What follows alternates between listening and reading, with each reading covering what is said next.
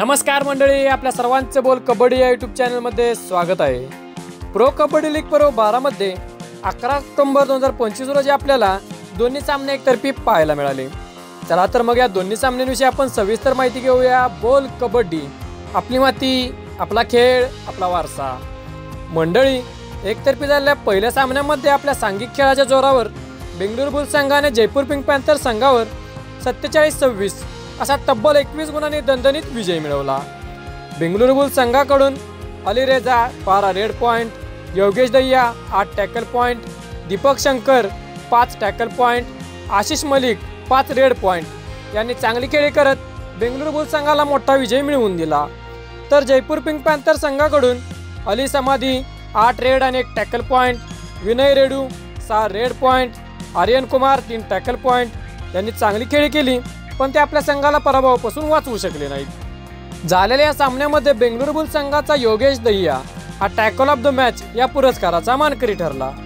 एकतर्फी झालेल्या दुसऱ्या सामन्यामध्ये आपल्या सांघिक खेळाच्या जोरावर पुणेरी पलटण संघाने तमिळ तलावा संघावर 36-23 असा तब्बल 13 गुणांनी दणदणीत विजय मिळवला।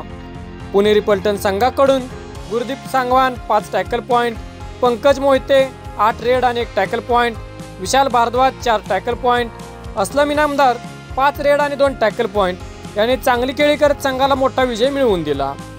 तर तमिळ तलावा संघाकडून अर्जुन देशवाल 6 रेड पॉइंट, अरुलनाथ बाबू 4 टॅकल पॉइंट यांनी चांगली खेळी केली, पण ते आपल्या संघाला पराभवापासून वाचवू शकले नाहीत। झालेल्या या सामन्यामध्ये पुणेरी पलटण संघाचा विशाल भारद्वाज हा टॅकल ऑफ द मॅच या पुरस्काराचा मानकरी ठरला। तसेच बेंगळुरू बुल्स संघाचा दीपक शंकर हा emerging player of the day या पुरस्काराचा मानकरी ठरला।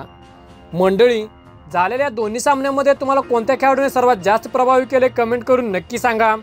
मंडळी, तुम्हाला जर हा व्हिडिओ आवडला असेल तर लाईक करा, शेअर करा। तसेच कबड्डी क्षेत्रातील सर्व माहिती आपल्या मराठी भाषेमध्ये मिळवण्यासाठी आमच्या बोल कबड्डी या यूट्यूब चॅनलला नक्की सबस्क्राईब करा। धन्यवाद। जय हिंद, जय महाराष्ट्र।